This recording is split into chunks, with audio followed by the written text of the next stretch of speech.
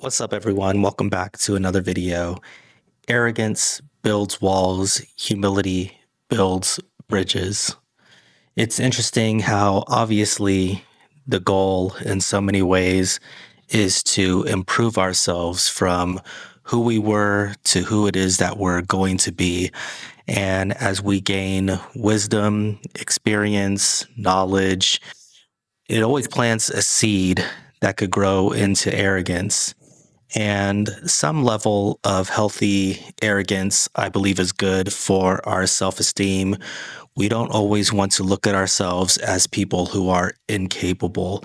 We want to have that ego that tells us that what we pursue and what we endeavor, if we put in the right work and we put in the right effort, we know that we're going to be able to achieve it. But the double edged sword that comes with arrogance is we start to believe that we know potentially too much. And when we think that we know too much, we start closing ourselves off to asking questions. We start closing ourselves off to curiosities and potential. And we start looking down on other people's perspectives if we feel that they're not where we are in life. And while obviously we never want to dismiss our intelligence or cast aside our intelligence, I think it's always good to remember that as an operating factor, we should still approach things with a sense of humility because when you're humble, then you're still open to all of those things that arrogance will block off.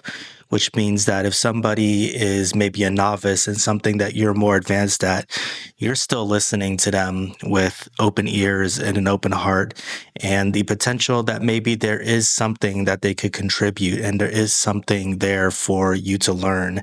And you're always going to be able to push further because you're looking at what it is that you have to gain instead of looking at everything as if you already know it all. And it carries on to so many different areas of life. Actually, just in terms of knowledge, I would say that's probably the most superficial way that humility will serve you. Think about when you're dealing with other people and you're really arrogant and you think that you're better than everybody around you. You're better than your coworkers. You're better than your peers. Your group of people is better than another group of people. The type of person who has your hobbies and your interests is better than that other group of people who don't share the same hobbies and interests as you.